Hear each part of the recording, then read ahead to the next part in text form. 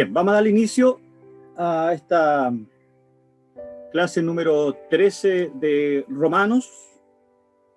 Es una clase que ya nos va, a cada uno de nosotros, nos va entregando ya más claridad respecto a lo que hemos estado viendo en todas estas clases. Yo me recuerdo que la semana pasada nosotros vimos Romanos capítulo 4 y es un capítulo que nos trajo mucha luz, mucha claridad respecto a la justificación por la fe. Y antes de continuar, como debe ser, como corresponde a toda instancia que nosotros hacemos en la iglesia local o de manera personal, debemos buscar, ¿cierto?, el rostro del Señor. Así que, por lo tanto, vamos a orar, vamos a presentar esta clase al Señor para que Él, ¿cierto?, pueda bendecirnos a cada uno de nosotros. Pastor Coliñir, ¿será factible orar por esta clase? Amén. Oramos al Señor. Amén. Santísimo Amén. Dios, damos gracias en este día de hoy por cuanto nos concede esta oportunidad maravillosa de poder estar una vez más en esta clase, Señor.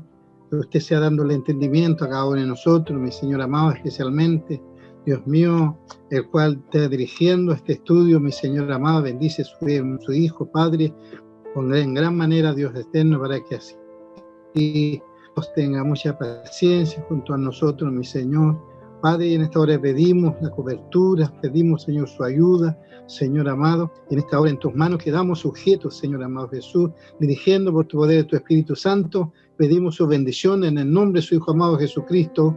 Amén y amén. Bien, muchas gracias, Pastor Coliñir. Permítame grabar la clase para que iniciar la grabación. Bien, como ustedes todos saben, esta clase se está grabando para que después indudablemente la podamos ver.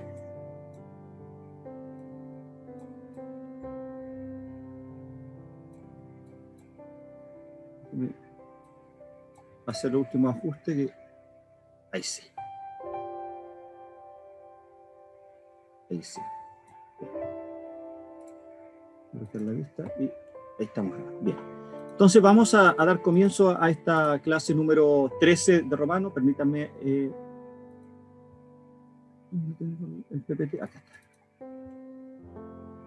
está. Clase número 13 de Romanos. Ahí sí. Clase número 13 de Romanos. Hoy nos corresponde ver el capítulo número 5.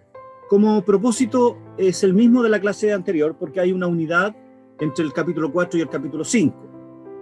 Y el propósito, demostrar cómo Dios justifica al pecador y cuáles son los resultados de esa justificación.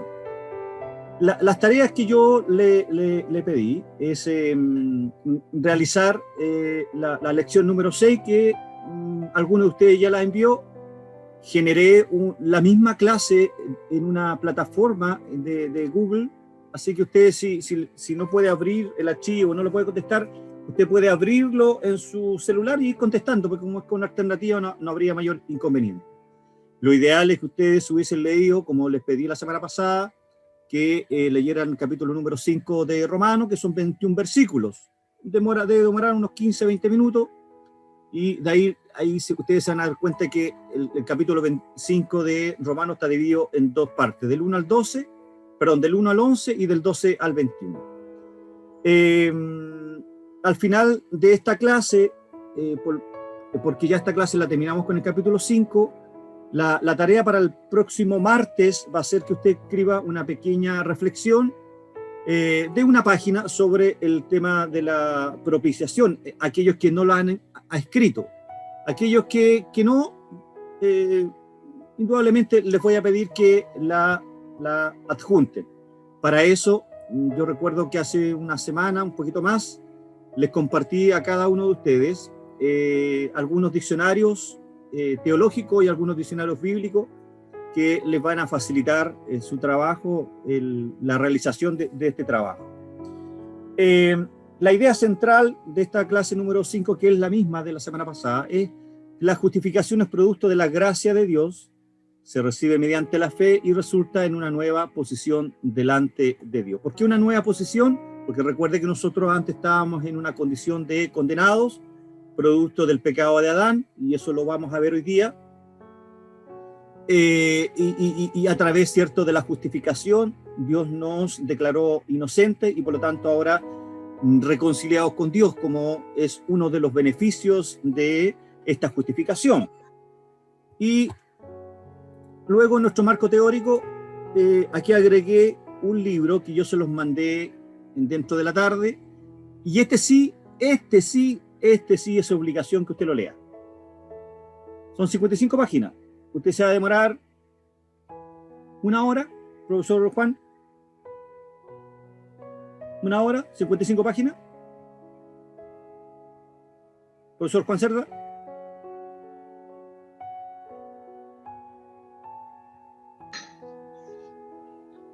1 hora nos demoraremos en leer 55 páginas. Sí, ya. Bueno, este libro de Arthur W. Pink sobre la doctrina de la justificación, yo se los mandé en la tarde. Aquellos que no pueden abrirlo por ABC motivo, mándenme su email al WhatsApp del grupo del instituto y yo se lo mando a su correo electrónico para que usted lo pueda abrir o lo pueda imprimir, como a usted le resulte más fácil, pero la idea es que esta semana, hasta el próximo martes, usted haya leído este libro de Arthur W. Pink, La doctrina de la justificación. Es muy necesario y tómelo como una lectura, no quiero que suene obligada, tómelo como una lectura necesaria para poder entender todo lo que hemos visto.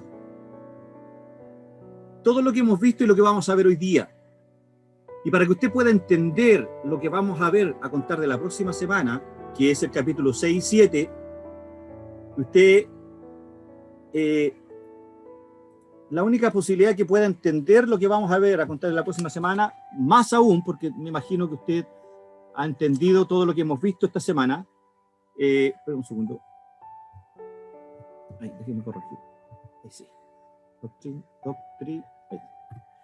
Ahí sí. Todo lo que hemos visto hasta hoy, es necesario que usted pueda entender lo que es la doctrina de la justificación. Y en esas 55 páginas, ¿cierto? Arthur W. Pink, de manera magistral, ya me leí ese libro, nos enseña, ¿cierto?, esta doctrina de la justificación por la fe. ¿Ok? Entonces, no lo tome como una obligación, sí, tómelo como un deber académico, para que usted pueda entender de mayor manera libro romano. Por lo tanto, saltemos a la clase número 13 y este es el bosquejo para hoy día. Recuerde que estamos estudiando el capítulo 4 y 5, que es una parte, para que después del capítulo número 3, donde todos estábamos ahí un poco angustiados por todo lo que nos decía Pablo en Romanos capítulo 3, y ya del capítulo 3, 21 en adelante, hasta el capítulo número 5, 21, ya empezamos a ver los beneficios de haber creído en Cristo. Y es lo que vamos a ver ahora. La justificación resulta en una nueva posición delante de Dios, del 5.1 al 5.21. Antes de eso, permítame hacer un pequeño resumen de la clase pasada. ¿Se ve bien? ¿Está muy chico? ¿Está muy grande? ¿Sí? Ya. La semana pasada nosotros en el capítulo 4 vimos 4 cosas importantes de Abraham. Vimos que Abraham nuestro padre, fue nuestro padre de la fe. Abraham fue justificado por su fe. Abraham es elegido por Dios. Vimos algunas consideraciones y el resultado de la fe de Abraham, y vimos algunas consideraciones. A modo de resumen pequeño respecto al primer punto, vimos que todo el capítulo 4 de Romanos está dedicado a Abraham y también una parte a Daniel, a quien Pablo usa como una ilustración de la verdad bíblica central de que el hombre puede llegar a ser justo delante de Dios únicamente por fe en respuesta a su gracia y nunca por obras. ¿Ya?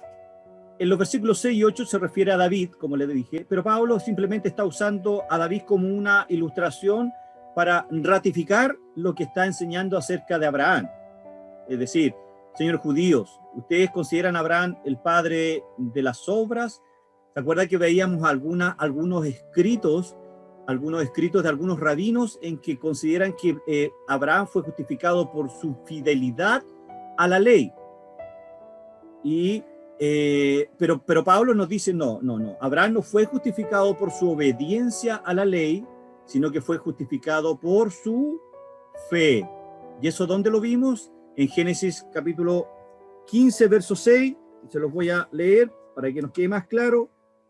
Capítulo número 15 de Génesis, el versículo 6 dice, y creyó a Jehová y le fue contado por justicia. ¿Ok?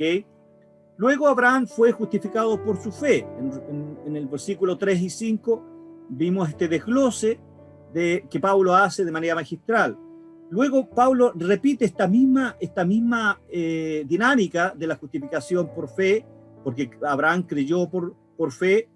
En su carta a la iglesia de Galacia cita el mismo versículo de Génesis 15:6 y luego prosigue al decir en Gálatas 3, versículos 6 y 7, dice, sabed por tanto que los que son de fe, estos son hijos de Abraham. Entonces nosotros, en cierto sentido, somos hijos de Abraham porque hemos creído en Cristo, es decir, nosotros somos justificados por nuestra fe solamente. De ahí se levanta, es una de las 5 solas de la Reforma, que es la sola fide, es decir, solo fe. ¿Ok? Luego vimos la manera en que Abraham había sido elegido por Dios. Recuerden que Abraham fue escogido directa y soberanamente por Dios. Ni Abraham ni Pablo estaban buscando a Dios cuando recibieron su llamamiento y algunas comisiones diversas. Recordemos que Abraham era rico, tenía mucha riqueza ahí en Ur de los Caldeos. Recordábamos que Ur de los Caldeos era un pueblo que era un pueblo, acuérdense que era un pueblo que era muy idólatra, era pagano, ¿cierto? Y de ahí, ¿cierto? Dios le dijo a Abraham, hey, Abraham, ven para acá, te tengo una comisión, tú vas a ser no un padre de algunos, sino que vas a ser el padre de una multitud. Y ahí vemos en el capítulo 12 de Génesis que Abraham es llamado por Dios de manera soberana. Dios no le dijo a Abraham, hey, Abraham, ¿querís venir para acá o no? ¿O querís venir? Te tengo una comisión, te tengo un trabajito. No, Dios no hace eso. Dios, hermano, no golpea la puerta. Dios no pide permiso para entrar y golpear la puerta. Ese versículo de Apocalipsis 3:20 está muy mal interpretado. Otro día lo vamos a ver, seguramente lo van a ver con el pastor Juvenal. Ese versículo Pablo le está hablando a la iglesia, no al inconverso, ojo, no al impío. Por lo tanto, Dios no llama a la puerta, Dios no pide permiso. Ojo con eso. Lo vemos con Abraham, lo vemos con Pablo. Pablo, ¿cierto? ¿A dónde iba? Pablo iba a dónde, pues? Iba a cazar cristianos, pues. ¿Y Dios qué le dijo? Cristo, ¿qué le dijo? ¿Para dónde vais? No, ven para acá, te tengo un trabajo. Vas a ser el apóstol de los gentiles. Ok, Señor, voy a ser el apóstol de los gentiles. Y todos nosotros, cual más, cual menos, íbamos por lugares muy distintos a los que Dios hoy día nos tiene. Muchos, cierto, teníamos propósitos, teníamos una vida distinta a la que hoy tenemos. Dios nos puso en esta sociedad y ahora entendemos el propósito. Y el propósito, hermano, es no es andar discutiendo en redes sociales si gana la prueba o gana el rechazo, no es andar pensando si va a ganar el rechazo, gloria a Dios, o si va a perder, o si va a ganar el apruebo, qué lástima, vamos a estar mal. No, hermanos. Yo compartí ayer, en manera directa, hice un estudio sobre la providencia divina. Búsquelo ahí en mis redes sociales. Da lo mismo quien gane. Da lo mismo, si gana el apruebo o el rechazo, Dios tiene control. Y como buenos pentecostales deberíamos decir amén. Bueno, el cuarto punto que vimos la semana pasada fue que el resultado de la fe de Abraham, algunas consideraciones. Ya sabemos que Abraham fue escogido por la gracia soberana y selectiva de Dios, no a causa de sus obras o tan siquiera de su fe. Y nosotros pues vimos el resultado de la fe, que la fe nunca es la base ni la razón de la justificación, sino únicamente el canal a través del cual Dios hace obrar su gracia redentora. Pregunta hasta acá. Respecto al resumen que vimos del capítulo número 4 de la semana pasada, para que ahora veamos cuáles son los beneficios de esta justificación. ¿No hay preguntas? Continuamos. Desprendo que está todo claro. Por lo tanto, si yo hiciera una pregunta a cualquiera de ustedes, ustedes podrían contestar. Bien, veamos. Vámonos al... Aquí está. Sí. Vámonos entonces ahora a ver a la introducción de esta clase número 5. En el primer bloque de la carta, desde Romanos 1:16 hasta el 4:25, es decir, hasta el capítulo 4 que vimos la semana pasada, este es un bloque importante, es decir, de la lección número 1 a la 12 de este estudio, el apóstol Pablo ha explicado cómo se las arregla Dios para poder declarar y hacer justo al ser humano que se ha dejado dominar por el pecado. Y fuimos viendo que lo que Dios hace, el Espíritu Santo va inspirando a Pablo para que escriba cómo es la condición espiritual del hombre sin Dios. Para allá, en el 3:21, Dios le dice que el hombre empieza a ser justificado por la fe. Y de manera más magistral, Pablo en el capítulo número 4, ¿cierto? Como ya lo resumimos y lo recordamos, usa a Abraham, la figura de Abraham y también de David. Por lo tanto, en el capítulo número 5, este capítulo tiene dos secciones. La primera de ellas, en primer lugar, veremos hoy en Romanos 5, del versículo 1 al 11, que Pablo prepara la descripción de la vida de la persona salvada, que luego desarrollará en los capítulos 6 y 8. Es decir, el capítulo 5 es la antesala del capítulo 6, 7 y 8. Pablo lo que dice, mire, ustedes ahora son justificados por fe. ¡Aleluya! Vamos a decir, todos nosotros vamos a cantar gloria a Dios y vamos a andar danzando y todo lo que un pentecostal, ¿cierto?, puede desarrollar en su vida espiritual. Pero Pablo dice, momentito, yo necesito explicarte que en el capítulo número 5 hay algunos beneficios. Lo vamos a ver ahora. Pero ojo, le dice, ahora, en la próxima lección 14, el Instituto Bíblico te va a enseñar o le va a enseñar a usted cómo debe vivir un salvado. Cómo debe vivir una persona que es justificada por fe. Y si no vives conforme a lo que dice el capítulo 6, 7 y 8, hermanos, no somos salvados. Tan sencillo como es. ¿Ok? Es interesante, se va poniendo interesante. Ok, qué rico, hemos estado siendo exaltados a lo sumo. Estamos juntamente con Cristo crucificado. Pero Pablo ahora nos va a decir, la próxima semana, cómo debemos vivir. Cómo debemos vivir la vida cristiana. ¿Ok? Y en la segunda parte de este estudio, del capítulo 5, del versículo 12 al 21, es donde Pablo nos llevará a su culminación lo que ha dicho en Romanos 1:16 al 4:25, sobre el amor absolutamente gratuito y superabundante con que Dios logra superar la fuerza del pecado y de la muerte. Romanos 3:23, acuérdense, que afecta a toda la humanidad para poder así declarar y hacer justo al ser humano. Recuerden, capítulo 6, la vida del cristiano se caracteriza negativamente por la liberación del pecado que lo esclaviza, según veremos en Romanos capítulo 6. Pablo ahí, cierto, hace esta figura en el sentido de que en nosotros está este hombre espiritual, pero también sigue este hombre carnal. Este hombre, cierto, que hay una fuerza y una lucha interna en nuestra conciencia que nos lleva cautivo a la ley a la ley del pecado, pero también con nuestra mente queremos obedecer a la ley moral, a los 10 mandamientos. Acuérdense que la ley tenía 613 mandamientos y estos 613 mandamientos estaban divididos en 3: la ley moral, Éxodo capítulo 20, la ley ceremonial y la ley civil.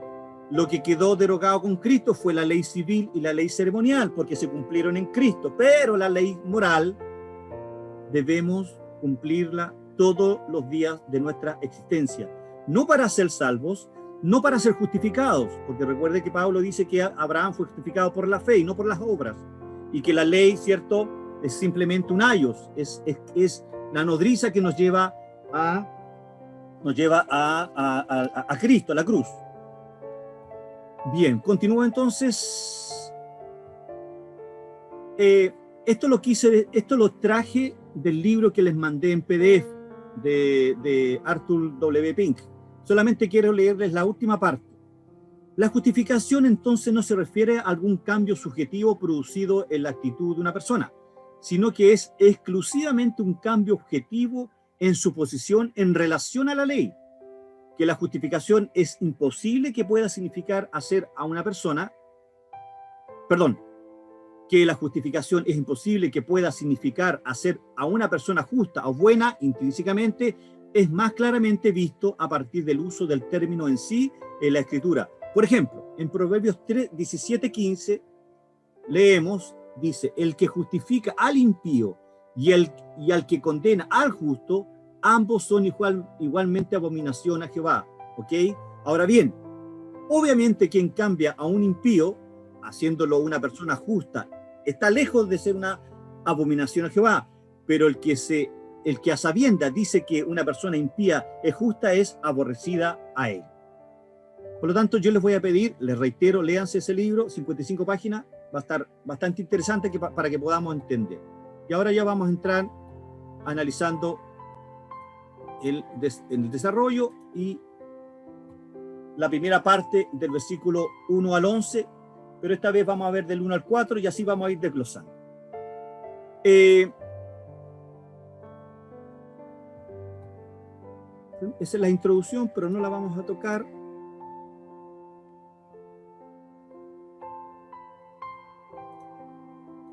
Esas dos láminas, esta lámina y esta lámina, es la introducción a los versos 1 al 11.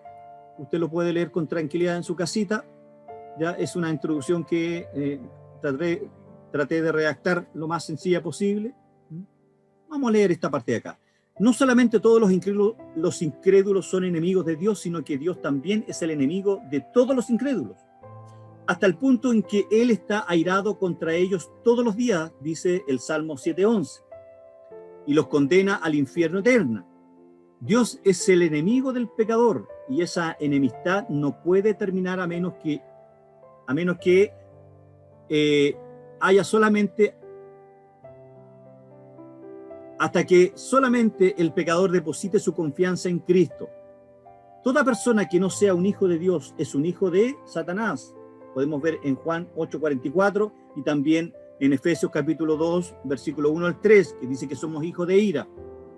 Y toda persona que no sea un ciudadano del reino de Dios pertenece indudablemente al de Satanás. Como Pablo declaró en la introducción de su carta, la ira de Dios se revela desde el cielo contra toda impiedad e injusticia de los hombres que detienen con injusticia la verdad. Veamos entonces ahora esta sección del 1 al 11. No la vamos a leer porque la vamos a ir desmenuzando, desarrollando de manera paulatina.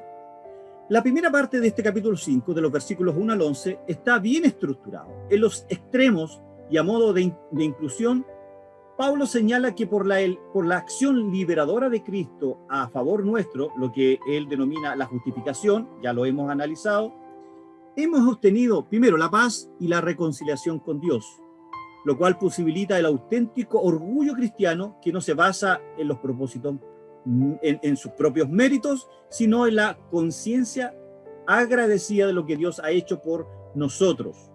La paz y la reconciliación con Dios son, pues, el tema dominante de este fragmento del versículo 1 al versículo número 11.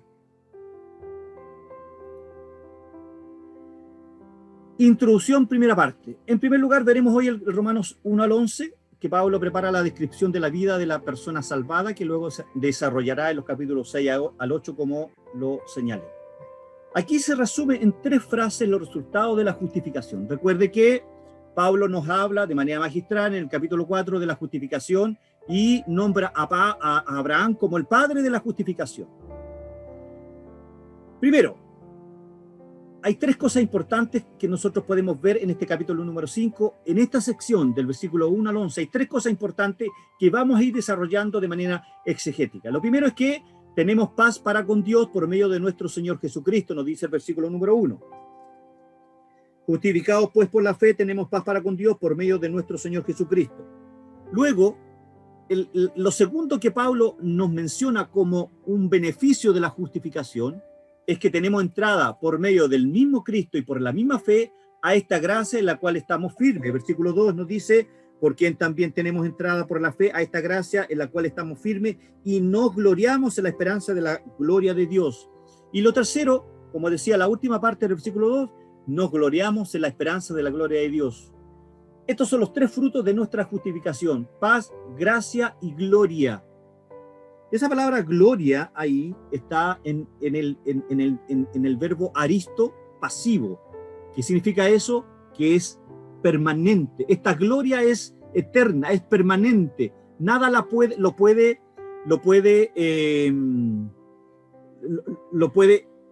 terminar.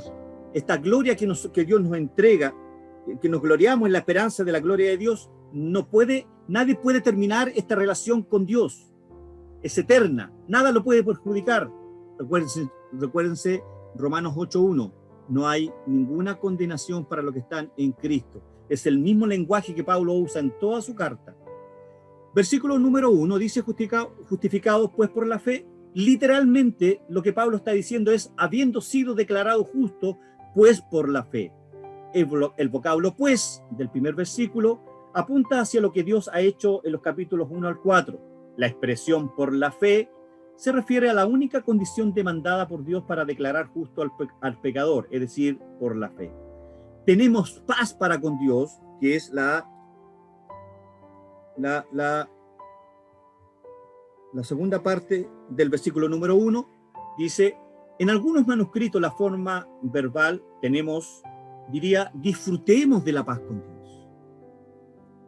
De todas formas, el creyente, en virtud de haber sido declarado justo por la fe, también disfruta de la reconciliación con Dios. Ya no es un enemigo de Dios, sino que ahora tiene una relación de amistad con Él. Hermanos, por medio de nuestro Señor Jesucristo, que es la siguiente frase que escogí, Jesucristo es el agente reconciliador. Cristo es el autor de la reconciliación entre Dios y el hombre. Es decir, Cristo siempre es el agente de algo. Recuerden que el agente de la creación es Cristo. Quien dirige la creación es Dios. Por lo tanto, Cristo es la reconciliación, el agente de la reconciliación entre Dios y el hombre. Nadie puede acercarse al Padre si no es por la mediación del Hijo. Veamos lo que dice Juan 14:6. Jesús les dijo, yo soy el camino y la verdad y la vida, y nadie viene al Padre sino Él por mí. Luego, en el versículo número 2, ¿ya? Por quien también tenemos entrada por la fe a esta gracia. Vaya viendo su Biblia y vayamos leyendo para que pueda entender las frases que están ahí en el versículo número 2, que hay 3 frases que yo escogí. Esa frase donde dice, por quien también tenemos entrada por la fe a esta gracia, Jesucristo es quien hace posible que el pecador tenga acceso a la gracia de Dios. Cristo, recuerden que pagó el precio de la entrada del pecador en la presencia de Dios. Obsérvese que la entrada es por fe. Dios no acepta ninguna otra cosa. Dios no acepta sus obras. Yo en más de alguna ocasión le he dicho a usted que ninguno de nosotros, antes de Cristo, cuando estábamos en la condición de impíos, en la condición de personas condenadas, ninguna de nuestras obras, aunque algunas eran buenas, porque hacíamos, indudablemente, recuerde que somos personas moralmente buenas y malas, pero ninguna de nuestras obras eran salvíficas. Por lo tanto, lo único que acepta Dios es la obra salvadora de Cristo para mi redención, para mi reconciliación. ¿Va quedando más claro? Espero que sí. Luego la frase en la cual estamos firmes. El tiempo perfecto del verbo sugiere una situación permanente. Gloria a Dios. El cual estamos firmes. El tiempo perfecto, lo repito, del verbo sugiere una situación permanente. La gracia está aquí, presente, como un campo en el que hemos sido introducidos y donde nos mantenemos en pie y nos rodea. ¿Quién nos conserva? ¿Quién nos preserva? ¿Quién nos hace perseverar? Es el Espíritu Santo, en la cual estamos firmes. ¿En qué? Estamos firmes en la gracia. Por eso que es imposible que un creyente que ha nacido de nuevo caiga del estado de la gracia, porque estamos firmes, ¿cierto? Estamos firmes y esa acción es permanente. Luego la frase, y nos gloriamos en la esperanza de la gloria de Dios, la forma verbal, nos gloriamos, es la misma para ambos en el griego. De cualquier manera, el énfasis recae sobre la confianza que el creyente puede y debe tener en Dios. El pecador que viene a Cristo por la fe y le reconoce como Salvador es declarado justo y al mismo tiempo recibe la seguridad de disfrutar de la gloria de Dios en la eternidad. En los dos primeros versículos, ¿hay alguna pregunta que quieran hacer? ¿Algún comentario que quieran hacer? Si no, continuamos con los siguientes versículos. Yo, hermano Alejandro. Hermano Daniel, por favor. Que dice de gloriarnos. ¿Ya? Bíblicamente, ¿qué significa gloriarse?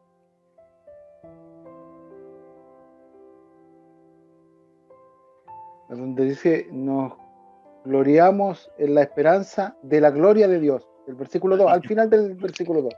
Por quien también tenemos entrada por la fe a esta gracia en la cual estamos firmes, ¿ok? Ya dijimos que estando firmes es una acción continua, ¿se acuerda que lo vimos? Ya. Después dice, amén. Y nos gloriamos en la esperanza de la gloria de Dios. ¿Qué significa que nos gloriamos? Es la confianza, es la alegría, es el gozo que nos produce estar en el estado de gracia, estar en la familia de Dios. Dice, y nos gloriamos, nos alegramos, nos exaltamos, nos sentimos orgullosos, nos sentimos bendecidos, nos sentimos glorificados en la esperanza de la gloria de Dios. Eso es más o menos lo que nos sentimos salvados, gloria a Dios, nos sentimos declarados justos. Qué maravilloso, Dios nos encontró inocente, nos declaró inocente. En eso nos gloriamos, en lo que Dios hizo por nosotros, sabiendo, recuerden, todo lo malo que éramos nosotros, lo que está descrito del 1:16. El estado anterior. En el estado anterior, muy bien, exactamente. Amén. En eso nos gloriamos, que ya no somos del mundo, sino que estamos ahora dentro de los muchos, como dice Pablo más adelante. ¿Ok? Amén. ¿Le respondí su pregunta? 100%. Muchas gracias, Ok, hermano Alejandro. perfecto. ¿Alguna otra pregunta para continuar con el versículo 3 en adelante? No, sigamos entonces. El versículo número 3. Esperen un segundo. Ya, en los versos 3 al 5 consideraremos un segundo eslabón en la cadena irrompible que une eternamente a los creyentes a Cristo en la posición que mantiene en la gracia de Dios. En el verso número 3, ¿cierto? Pablo dice, y no solo esto, sino también nos gloriamos en las tribulaciones, sabiendo que las tribulaciones produce paciencia, y la paciencia y la paciencia prueba, y la prueba esperanza, y la esperanza no avergüenza, porque el amor de Dios ha sido derramado en nuestros corazones en el Espíritu Santo que nos fue dado. Mire, naturalmente cuando dijimos hasta ahora no quiere expresar que después de recibir la justificación, encontremos que el camino angosto es un sendero suave, repleto de flores. No, nuestro camino ahora en Cristo se va poniendo más difícil. Y usted me va a decir, pero ¿cómo, hermano? Me habla de que nos gloriamos, de que somos justificados, de que somos salvados y que debemos gloriarnos, pero ¿cómo? Y ahora me está diciendo que nuestra vida va a ser un tanto atribulada. Sí, porque Pablo no, lo dice. Sucede todo lo contrario. En el camino hay zarzas, y zarzas con punzantes, espinas. Y no solo esto, dice Pablo en el versículo 3, sino que también nos gloriamos, nos alegramos, nos gozamos. ¿En qué? En las tribulaciones. Por eso que el creyente, cuando pasa por tribulaciones, cuando pasa por prueba, cuando lo despiden del trabajo, cuando está viviendo la enfermedad, cuando un ser querido está en el hospital, cuando suceden situaciones que nos atribulan, el mundo sin Dios se angustia, se desespera. Pero en el caso de nosotros, debemos considerarlo como un trato de Dios en nuestras vidas. Hay paz, gracia y gloria, sí, pero también sufrimiento, hermanos. Veamos el verso 3 y el 5. Y no solo esto, la primera parte del versículo 3. El creyente en Cristo no solo tiene una esperanza futura, sino que también tiene promesas y bendiciones para su vida aquí en la tierra. El creyente también puede gloriarse en las tribulaciones. Cristo dijo a sus discípulos que en el mundo tendrían aflicciones. Leamos Juan 16:33. Estas cosas os es hablado para que en mí tengáis paz. En el mundo tendréis ¿qué? Aflicción. Pero confiad, dice Jesús, yo he vencido al mundo. Yo he vencido a este sistema, al sistema que estaba en el tiempo de Jesús. Yo he vencido a la corriente filosófica que había en el mundo cuando estaba Jesús. Por lo tanto, lo que nos enseña Jesús en este verso es que si Él ha vencido estas corrientes ideológicas, si Él ha vencido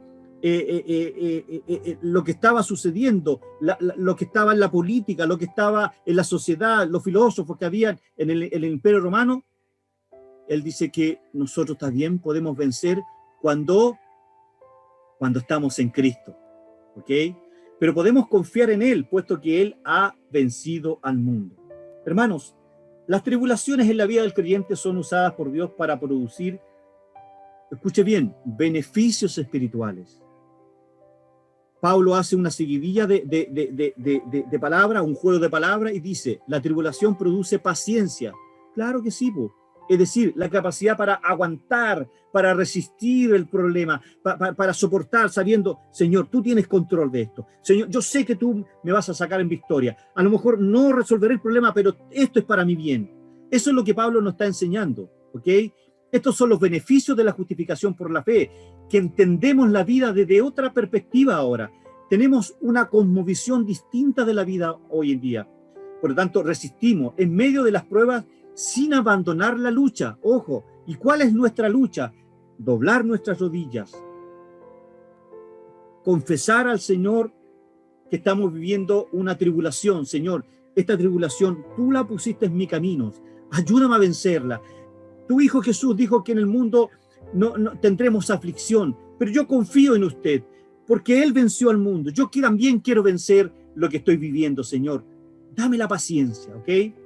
Luego Pablo dice, en la tercera parte del verso 3, dice, la paciencia produce...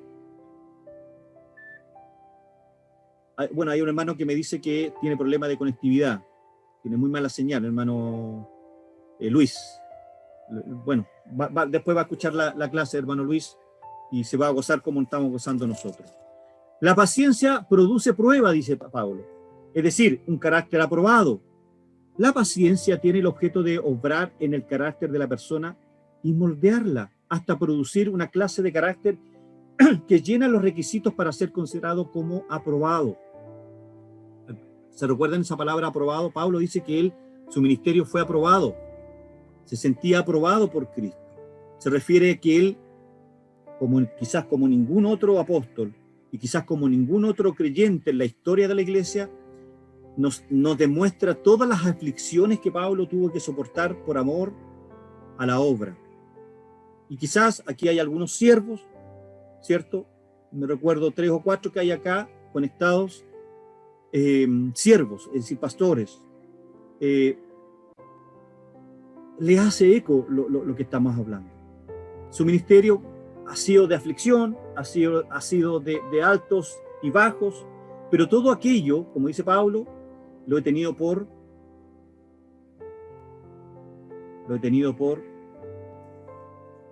me ha servido para crecer. Espera que no me pueden contestar.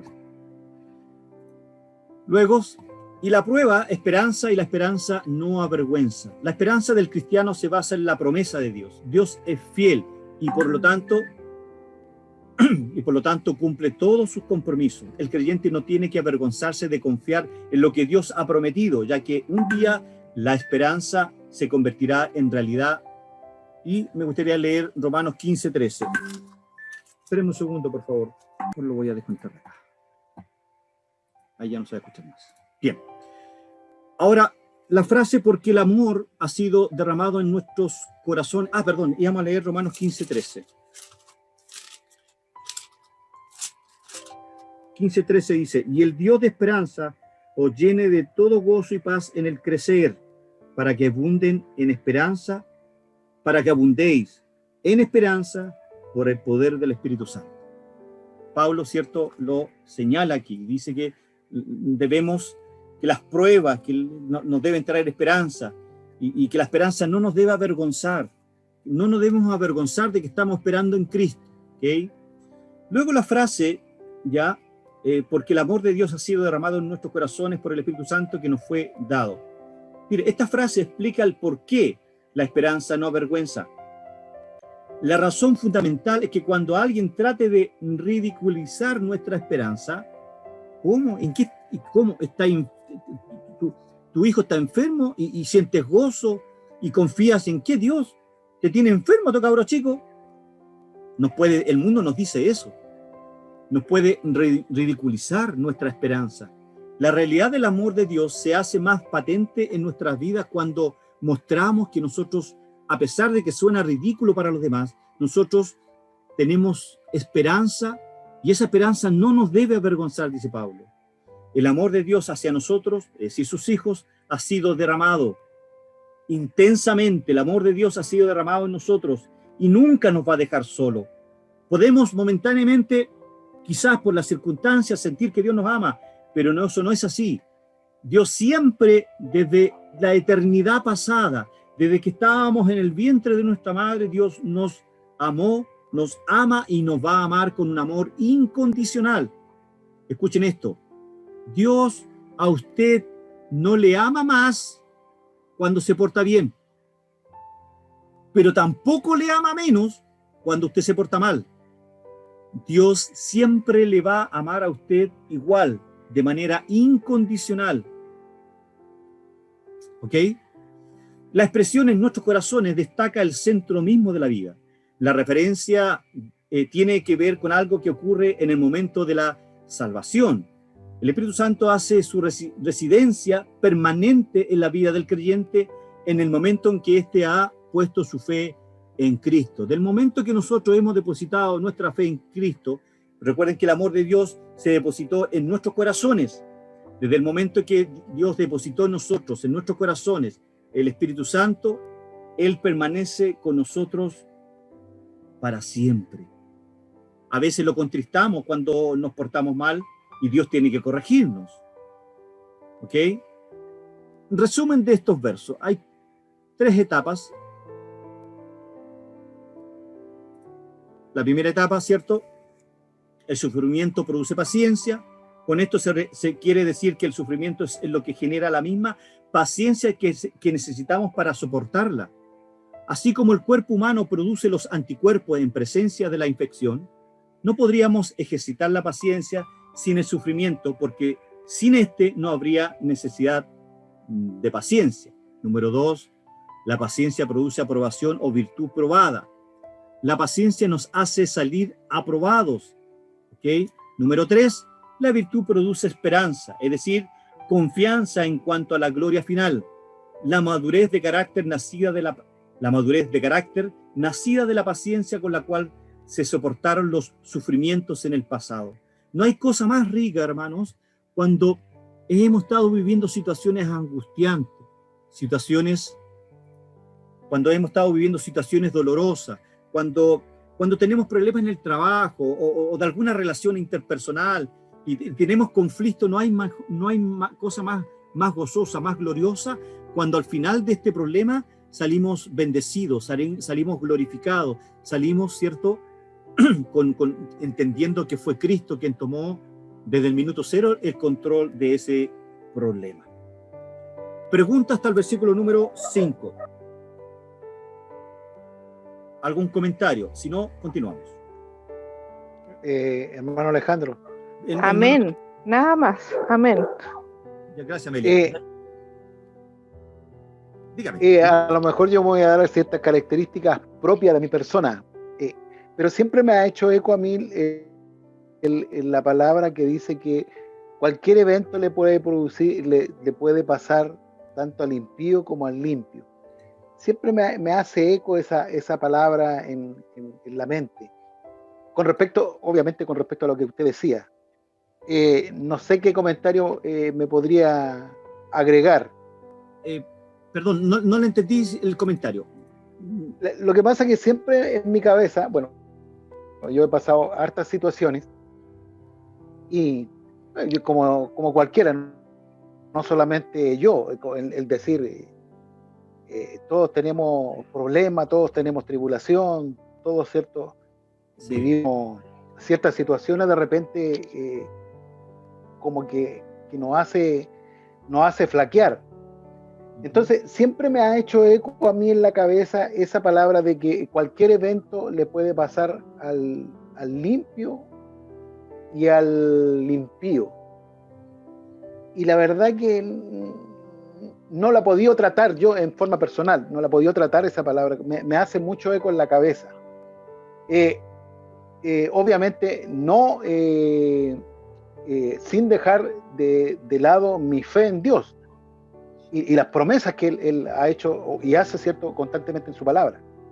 Pero siempre mi comentario es ese, ¿no?, del eco que me hace eso esa palabra normalmente en la cabeza. En el fondo, lo que logro entender es que le cuesta a usted entender que la vida de un creyente pueda vivir situaciones tribulantes, situaciones difíciles. No, sino que, a ver, en situaciones X me hace eco esa palabra, es decir, siempre como que la tengo muy presente en la cabeza. Y se produce una lucha conmigo mismo en el sentido de creer en la palabra, creer en decir, en tener la confianza, de depositar toda mi confianza en Dios. Pero a veces obviamente las cosas podría uno confiar, ¿cierto? A ver,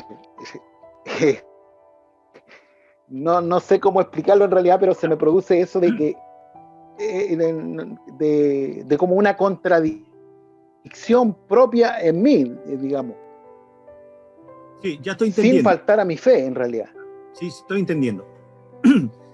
Lo que logro entender es que usted dice que, si bien es cierto, la Biblia dice que nosotros, por determinados tiempos de nuestra existencia como creyentes, vivimos situaciones dolorosas, angustiantes, y usted dice que a usted como que le cuesta saber que esas situaciones provienen de Dios y le cuesta como confiar en que Dios lo va a sacar de esos conflictos. ¿Voy por ahí? Sí, vamos por ahí. Qué bien. Bueno, yo creo, hermano Daniel, que usted no es el único. Yo creo que en la medida que nosotros vamos avanzando en nuestra madurez en Cristo, yo creo que ninguno de los 14 que estamos acá conectados no ha sentido lo mismo en sus inicios. Recuerdo las palabras del autor de Hebreo, que dice que, debiendo ser ya maestro, dice que aún tenéis necesidad de que se os vuelva a enseñar los rudimentos de la fe. En el fondo lo que está diciendo ahí el autor de Hebreo es que, oye, párale, todo el tiempo te tengo que estar, aprende a vivir, aprende a madurar, aprende a crecer. Los problemas te deben ayudar a crecer. Es Dios siempre que tiene control de todo.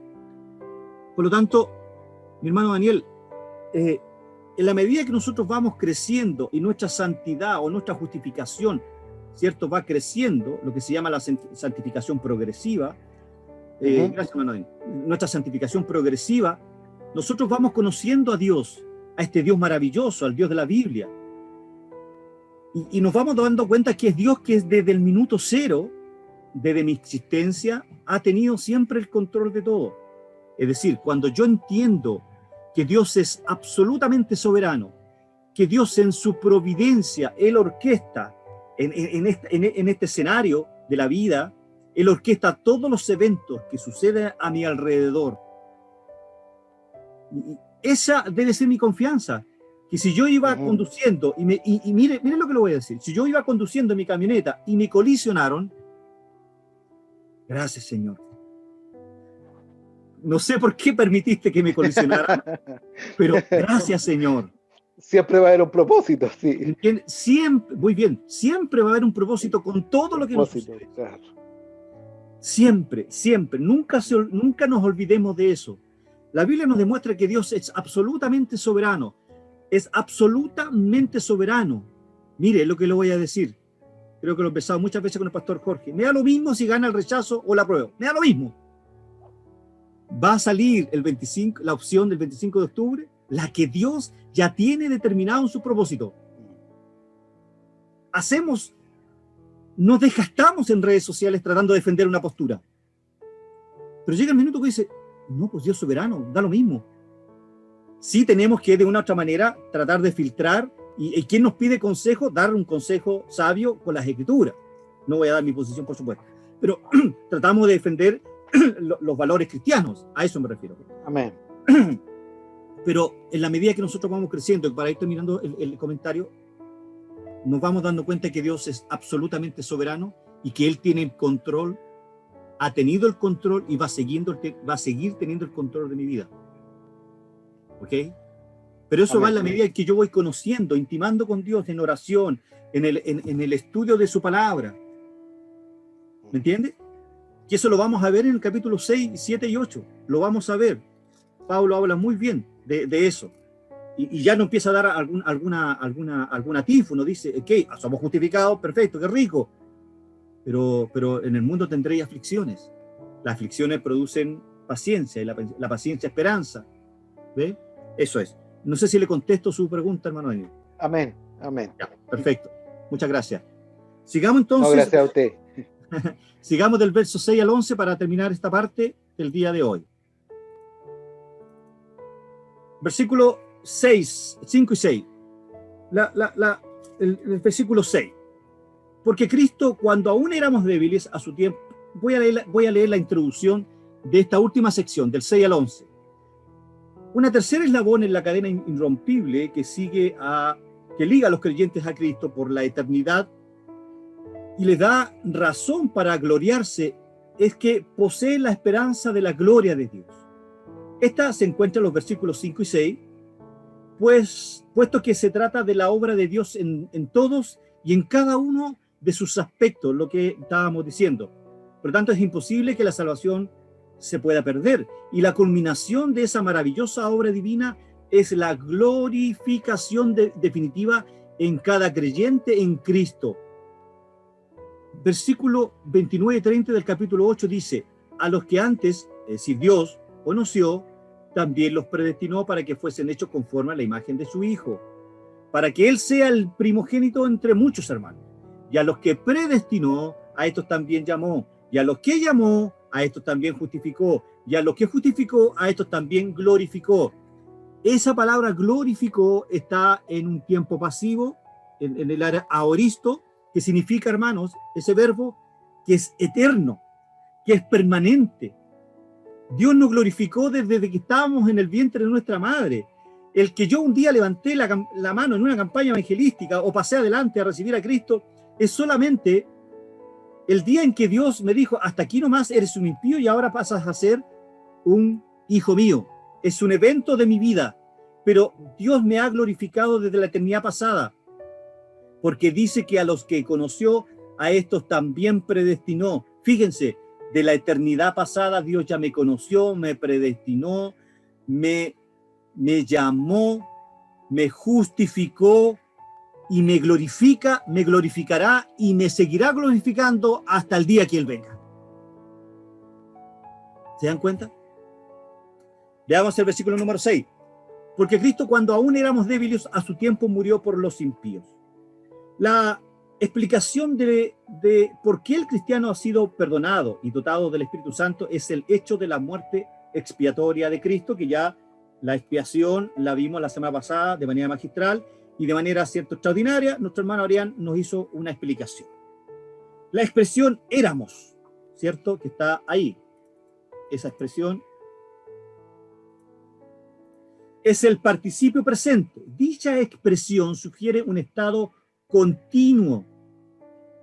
La situación del pecador es un estado continuo de debilidad e impiedad. ¿Se entiende? Es decir, nosotros siempre vamos a ser débiles. Aunque nos gloriamos en Cristo, aunque somos justificados por fe, aunque vivimos una vida de victoria, pero somos débiles. Y Pablo ya empieza a desarrollar esta figura en los capítulos 6, 7, y cuando llega al 8, al último versículo, entendemos esta magistral expresión de Pablo en la última parte del capítulo número 8. ¿Ok? Continuemos.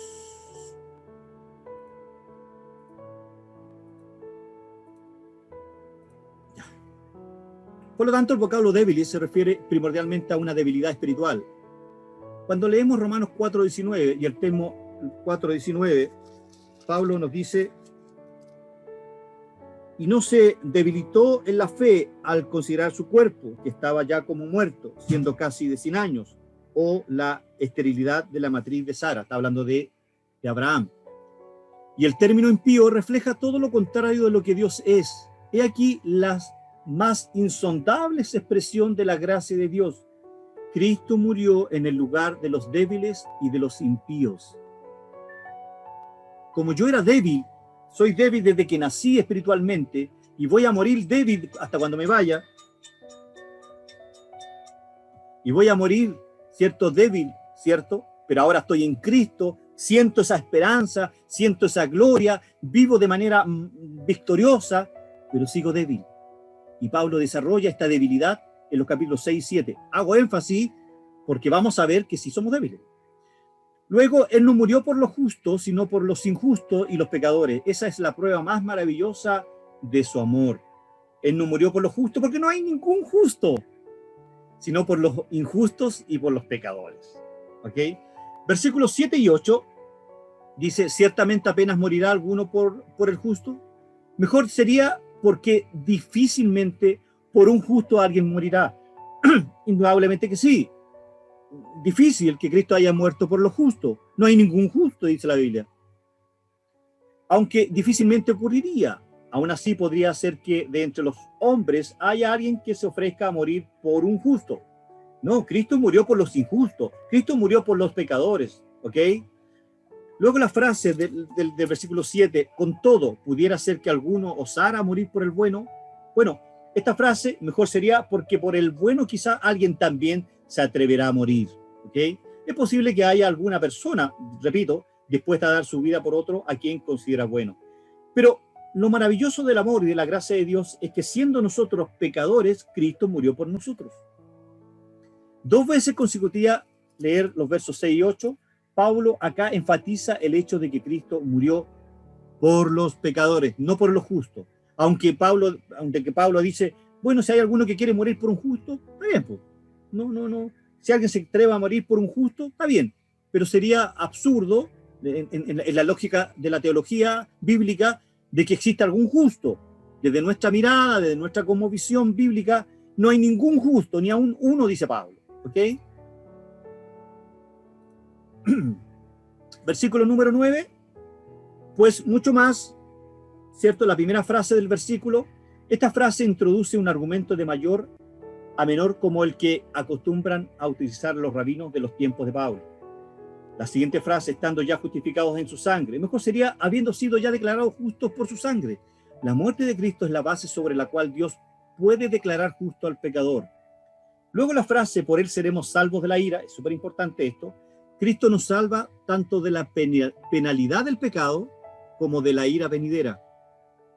Somos salvos, ¿se acuerdan? Cuando vimos Romanos 1:18, que era como la segunda o tercera clase, y yo les pregunté, y les voy a volver a preguntar a ver si estábamos atentos. Si alguno tiene la respuesta, me la da. ¿De qué Dios nos salvó? De la ira. ¿Ya? En el día de la ira. Ya, perfecto, pero profundicemos un poco más, hermano. Ahí. ¿Dios de quién nos salva?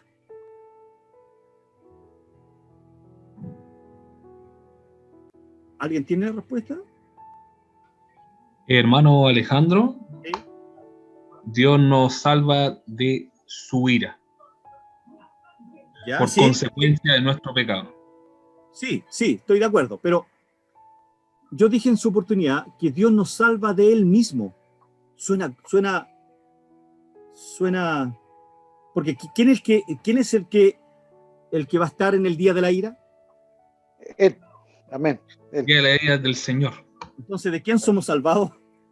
de Dios. De Dios. Por eso es de su ira. De su ira. Dios mismo, ¿se dan cuenta? Somos salvados de Dios mismo. ¡Qué maravilloso! ¡Qué glorioso! Somos El mismo salvados que nos de Él condena, mismo. el mismo que nos condena nos salva. No, es que Dios no nos condena, mi hermano. Nosotros nos condenamos solo por nuestro pecado. ¿Me entiende? Pero en cierto sentido, porque si dijéramos que Dios nos condena, estaríamos diciendo que Dios es injusto. Ojo con esa frase. Claro. Se lo tengo que aclarar. Dios no nos condena. Nosotros nos condenamos. Recuerde que hay una responsabilidad del hombre también. ¿Ok? Porque si decimos que Dios condena a algunos, ¿ya? Lo que Dios hace en algunos que no van a ser hijos de Dios, Dios aplica su justicia. Lo vamos a ver en el capítulo 9 de Romanos. ¿Ya? Amén. A esa clase tiene que venir. Pero ojo cuando decimos que Dios condena a la humanidad. No. Sí, no. Era como generalizado nomás. Sí, entendí, pero era bueno hacer esta salvedad, ¿ok? Bien, entonces Dios nos salva de Él mismo. Probablemente que es semántico, pero en el fondo somos salvos de la ira de Dios y somos salvos, ¿cierto?, de ese ira, de ese día en particular, que es el tribunal del gran trono blanco. Apocalipsis capítulo número 20, de los versículos 11, me parece en adelante. Entonces, y también veíamos en clases pasadas que nuestras obras, ¿se acuerdan?, ¿dónde van a ser juzgadas? En el tribunal de Cristo. Ahí vamos a recibir recompensa o no vamos a recibir recompensa. Sigamos entonces. Quiero llegar a esta parte de acá, que preparé aquí un debate. No un debate, perdón, suena muy feo. Aquí. Acá. Resumen de esta primera parte, del versículo 1 al 11. En Romanos 4, Pablo nos muestra la justificación por la fe, ¿correcto? ¿Estamos todos claros? Porque todos podríamos poner manito hacia arriba, ¿cierto? Luego en el capítulo 5, en los versículos 1 al 11, que es la sección que vimos hoy día, vimos los beneficios de esa justificación. En síntesis, su base es la fe. Fuimos salvados Dios nos justifica y nos entrega la paz, nos reconcilia con Él, ¿correcto? Por lo tanto, todo esto es en base a la fe, ¿correcto? Estamos todos de acuerdo. Y hasta aquí podríamos cerrar la clase y todos nos vamos para casa feliz de la vida. Pero alguien me puede decir, un momentito, hermano, ¿y qué pasa con Santiago 2, 14 al 26? Podamos leerlo, ¿no? Y con esto terminamos la clase, ¿ok? Yo podría dejarlo como tarea para casa, pero... Mire, leamos el versículo 14 del capítulo 2 de Santiago.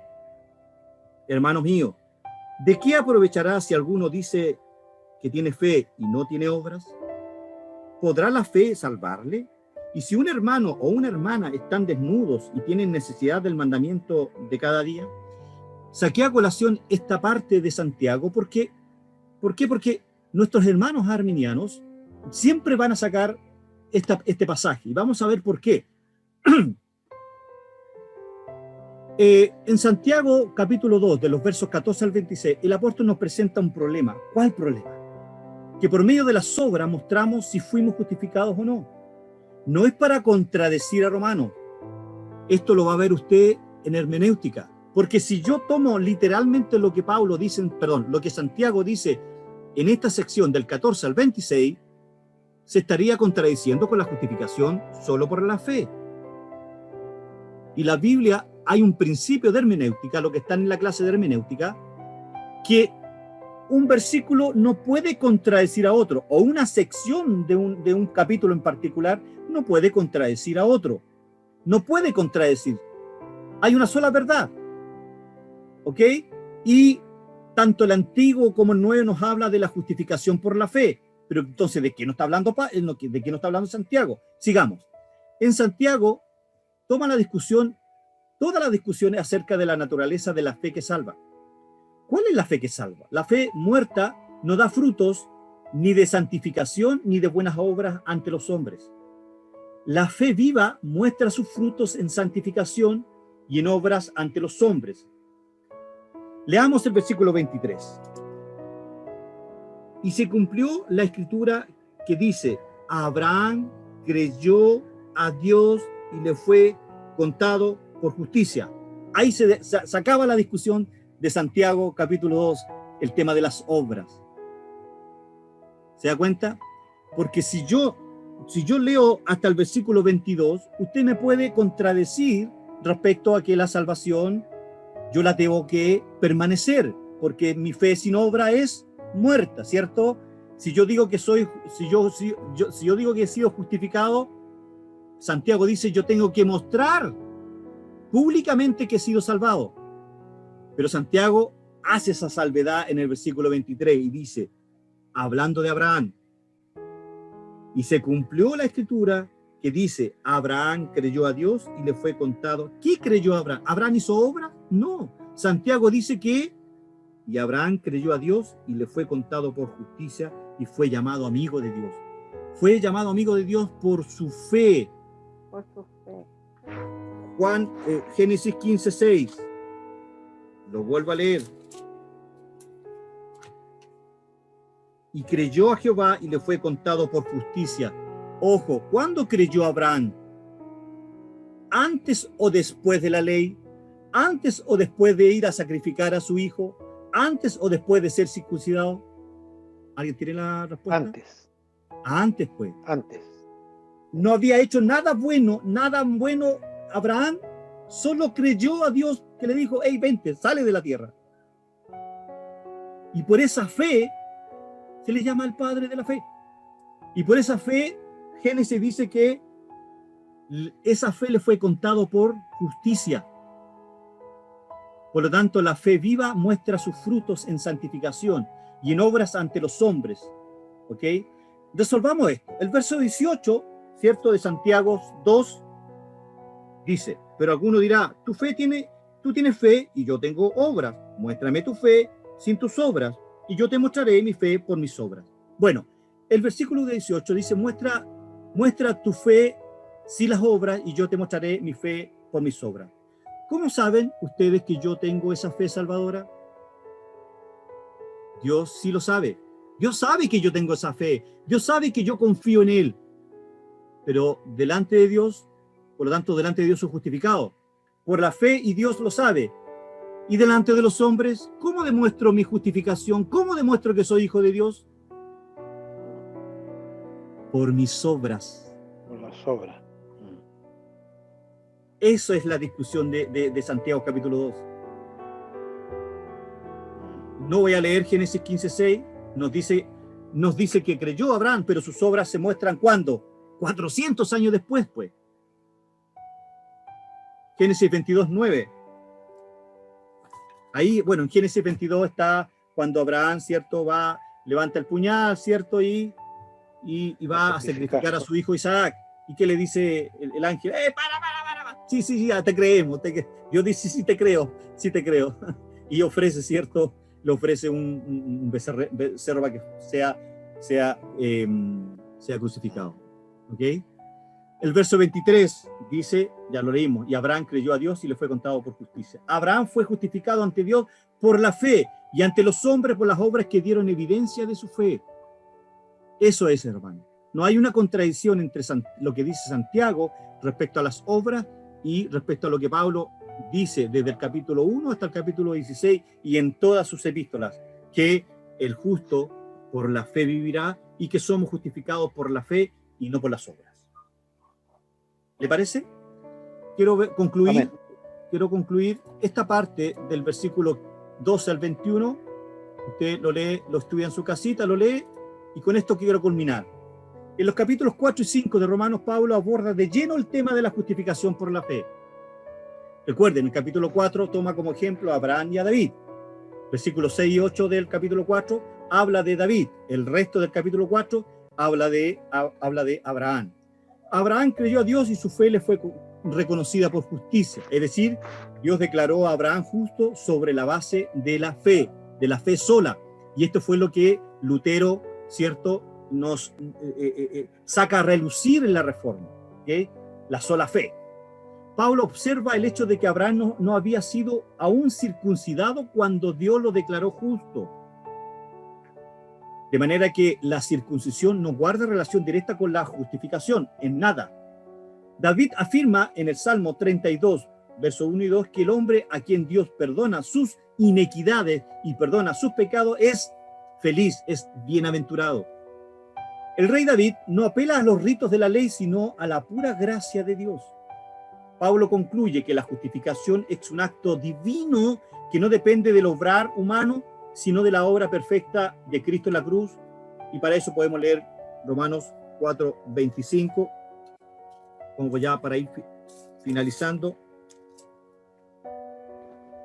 Romanos 4:25, si alguien lo tiene, lo puede leer mientras yo lo... Aquí está. ¿Nadie lo tiene por ahí? 4:25. Amén. Léalo, por favor. El cual fue entregado por nuestras transgresiones y resucitado para nuestra justificación. Amén. Amén. Gracias, mi hermano. Todo aquel que cree en Cristo es declarado justo y por consiguiente tiene libre acceso a la presencia de Dios. Es lo que estudiamos en la clase número 13 de Romanos 5, del 1 al 11. ¿Ok? En la segunda parte de este estudio, de Romanos 12 al 21, que usted lo va a estudiar en su casa, Pablo contrasta lo que ocurrió con Adán y la consecuencia de su desobediencia que tuvo para la humanidad en la obediencia de Cristo. Hace un contraste entre la obediencia de Adán, entre la desobediencia de Adán, diciendo que por la desobediencia de Adán entró el pecado al mundo, pero por la obediencia de uno solo vino la justificación a todos, ¿ok? Vino en el fondo el perdón del pecado. Por lo tanto, tuvo para toda la humanidad con la obediencia de Cristo y el regalo de la gracia de Dios que el hombre puede recibir por medio de la fe en Jesús. Finalmente, nos vemos en la clase número 14. Lea Romanos 6 y 7, estará muy interesante. 15. Sí, pues 2 capítulos. Por lo tanto, tiene tarea para el próximo martes, lee el capítulo 6 y 7 de Romanos y el libro que le mandé sobre la doctrina de la justificación de Arthur W. Pink. Eso lo mandé al grupo del Instituto Bíblico. Ahí está el libro. Si usted no lo puede abrir, pídamelo por email y yo se lo envío. Comentarios, preguntas, hasta acá. Tarea. Bueno, las tareas ya las di ya. No hay preguntas, no hay comentarios. Entiendo que la clase estuvo clarita. Si yo preguntara ahora, yo creo que todos me podrían responder. Yo tomé Hermano, unos apuntes. ¿Alguien me Tomé unos puede, apuntes. alguien me puede, en poquitas palabras, decir qué es lo que Pablo trata en los versículos del 1 al 11 del capítulo 5 de Romanos?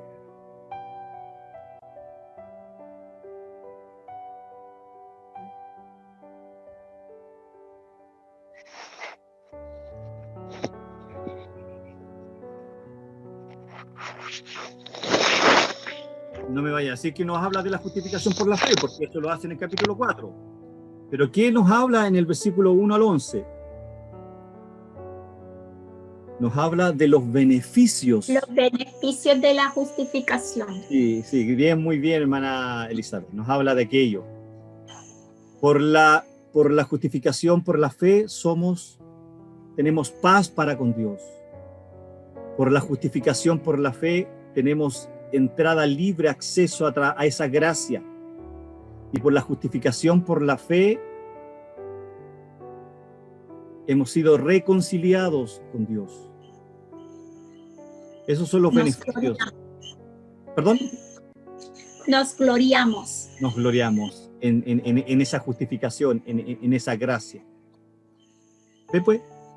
Así que ese tipo de preguntas las voy a empezar a hacer, porque como no hay preguntas, ya ahora entiendo que todos entendieron.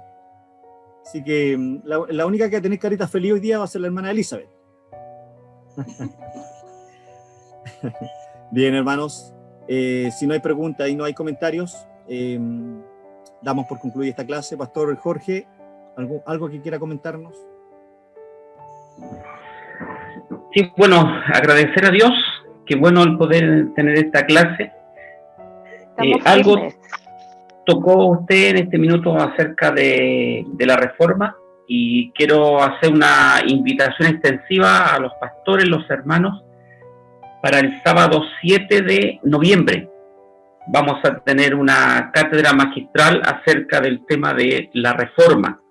Y dos de nuestros profesores, de un total de 4 o 5 expositores, 2 de nuestros profesores van a estar exponiendo en esa cátedra. Así que desde ya les invitamos que se pueda programar para el sábado 7 de noviembre, a partir de las 6 de la tarde, hermano Alejandro, 6:30.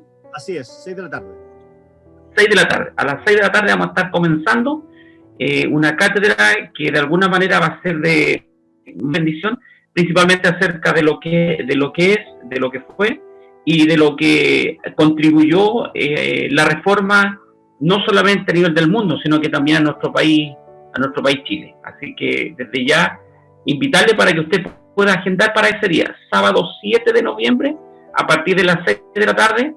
Vamos a estar enviando el link del enlace para que usted pueda conectarse ese día, Dios mediante, así usted pueda programar ese día el tiempo. Solamente eso. Dios les bendiga. Muchas gracias, Pastor Jorge. Bien, vamos a orar entonces. Vamos a orar y vamos a desconectarnos para irnos a disfrutar, ¿cierto?, de la compañía de nuestras familias y apagar nuestros televisores. Yo creo que todos quieren que terminemos ya. Bien. Pastor Guillermo, por favor, será tan amable de orar por término de esta clase y para que nuestros hermanos sigamos en este espíritu correcto. Amén. Amén. Gracias, hermano Alejandro. Gracias a todos los hermanos que han participado de este hermoso estudio, estas hermosas clases que vienen a profundizar, ¿no es cierto?, los principios del reino de Dios. Así que gracias por esta hermosa bendición. Vamos a orar, Señor. Amén. Y agradecer por lo que Él ha hecho en nuestras vidas en el día de hoy. Amado Dios y Padre Celestial, te bendecimos, seguimos bendiciendo, Señor, tu santo nombre en todo momento, en toda instancia. Te agradecemos, Padre, por lo bondadoso, por tu bondad, por tu amor, por tu misericordia, por lo bueno que has sido para con nosotros, aún en estos tiempos difíciles, Señor. Tu misericordia se ha manifestado en cada uno de nosotros. Gracias por la iglesia del Señor. Gracias por este remanente fiel, Señor, que no importando las limitancias, se reúne, Señor, y viene en busca de tu palabra, en busca de ser, Señor, formados por ti, de ser nutridos por el Espíritu Santo y venir a ratificar la obra de Jesucristo en medio nuestro. Gracias, Señor, por tu Hijo, quien ha expuesto, Señor, estas enseñanzas que ha venido durante todo este tiempo exponiendo esta enseñanza, Señor, para que muchos de los tuyos tengan la claridad de lo que somos en Cristo Jesús. Gracias por los nuevos creyentes, gracias, Señor, por los que llevan años, gracias por lo que, Señor, tú has llamado para ser constituidos hijos tuyos. Te adoramos y te bendecimos. Gracias por todo lo que están presentes, las familias representadas en esta noche. Te agradecemos solamente, Señor, en esta instancia. Muchas veces solemos pedirte, Señor, pero ahora queremos expresar nuestra gratitud por todo lo que tú nos has hecho, Señor, en nuestras vidas. En este instante, Señor, que nos disponemos a desconectarnos de estas instancias, pero no de tu presencia, no de tu Espíritu Santo, sino que somos dependientes constantemente de ese hermoso Espíritu Consolador que nos trae paz y consuela nuestras vidas, nos trae luz, revelación, en fin, Señor, todo lo que necesitamos. Gracias en el nombre de Jesús, te adoramos y te bendecimos a través del Padre, del Hijo y del Espíritu Santo. Amén y amén. Bien, hermanos, conecten sus camaritas ahí para verlo. Gracias, hermano Guillermo. Dios les bendiga. Que Jesús les bendiga. Dios les bendiga. Bendiciones. Dios les bendiga, mis hermanos, aquí estoy en el trabajo. Ya. Dios les bendiga, mi pastor. Gracias, mi pastor Jorge.